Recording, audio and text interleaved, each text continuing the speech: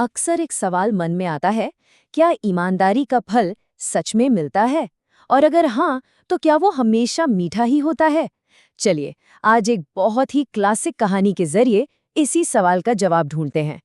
तो सवाल यही है, क्या ईमानदारी का फल हमेशा मीठा होता है? आइए इस कहानी में उतरते हैं और देखते हैं। तो कहानी की शुरुआत होती है एक बहुत ही मुश्किल समय से। और यही मुश्किल समय हमारे मेन कैरेक्टर भूषण को एक ऐसे सफर पर भेज देता है जिसके बारे में उसे कुछ नहीं पता। तो होता क्या है कि भूषण के गांव में बहुत भयंकर अकाल पड़ा है। मतलब खेत एकदम सूखे, लोग पानी की एक एक बूंद के लिए तरस रहे हैं। अब ऐसी मजबूरी में वो काम की तलाश में अपना गांव छोड़ता है और पहुंच जाता है विजयपुर।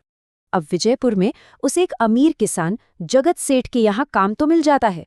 लेकिन सुनिए, काम कोई आसान नहीं था। सोचिए जरा, 50 गायें, 50 भैंसें, मतलब पूरे 100 जानवरों की देखभाल, उनकी साफ सफाई, उनका खाना पानी, ये बहुत बहुत बड़ी जिम्मेदारी थी।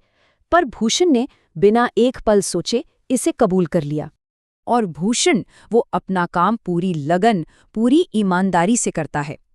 उसकी ये मेहनत देखकर जगत सेठ इतने खुश हुए कि उन्होंने उसकी सैलरी 200 रुपए से सीधी डबल, मतलब 400 रुपए कर दी। यहां तक तो कहानी बिल्कुल सही चल रही थी। लेकिन जैसा कि कहानियों में होता है, अब आता है एक नया मोड़। कहते हैं ना कि कभी-कभी आपकी कामयाबी ही आपके लिए सबसे बड़ी मुसीबत बन जाती है। तो कई साल बीत गए। भूषण ने मेहनत करके ठीक-ठाक पैसे जमा कर लिए थे, पर अब उसे एक नई टेंशन होने लगी थी। गांव में चोरियां बहुत बढ़ गई थीं और उसे हर वक्त ये डर लगा रहता था कि कहीं उसकी सालों की मेहनत की कमाई यूं ही चोरी ना हो जाए। तो जब भूषण ने अपनी ये परेशानी जगत सेठ को बताई, तो सेठ ने भाई अच्छी नियत से उसे एक सलाह दी। उन्होंने कहा, एक काम करो, तुम अपने पैसे गांव के जमींदार के पास रखवा दो। और ये वो जमींदार था जिसकी ईमानदारी और दयालुता के किस्से आप समझिए पूरे गांव में मशहूर थे। और बस यहीं से कहानी में असली ट्विस्ट आता है। ये वो पॉइंट था जहां भरोसे को एक बहुत ही गलत इंसान के हाथों में रख दिया गया था। भूषण क्या करता है, अपनी जिंदगी भर की कमाई पाई पाई जोड़कर जो जमा की थी, पूरे 5,800 रुपए, वो जाकर जमींदार को दे देता है। और उसे पूरा यकीन था कि अब उसके पैसे एकदम सेफ हैं। 2 साल और निकल गए। अब तक भूषण ने अपना एक सपना बना लिया था कि वो अपनी जमीन खरीदेगा, एक अच्छी जिंदगी जिएगा। तो इसी उम्मीद के साथ वो अपने पैसे वापस लेने के लिए जमींदार के पास पहुंचता है। और बस यहीं पर आकर पूरी की पूरी बाजी पलट जाती है। जमींदार वो तो साफ मुकर गया। उसने बड़े रूखेपन से, ठंडेपन से बस एक बात कही जो भूषण के लिए किसी झटके से कम नहीं थी। कौन हो तुम? मैंने तो तुम्हें पहचाना नहीं। जरा सोच कर देखिए इस सीन को।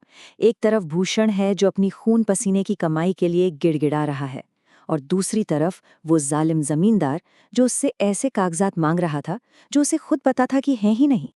और जब भूषण ने हिम्मत करके फिर से अपने पैसे मांगे, तो जमींदार ने अपनी जालिमाना हरकतों की सारी हदें पार कर दी। उसने अपने आदमियों को ऑर्डर दिया, इससे इतना मारो कि ये बेहोश हो जाए। लेकिन कहते हैं ना, हर अंधेरी रात के बाद सुबह होती है। अब कहानी में आता है असली टर्निंग पॉइंट, एक ऐसा मोड़ जहां दिमाग और एक अच्छी प्लानिंग भोली भाली ईमानदारी की मदद करने के लिए सामने आते हैं।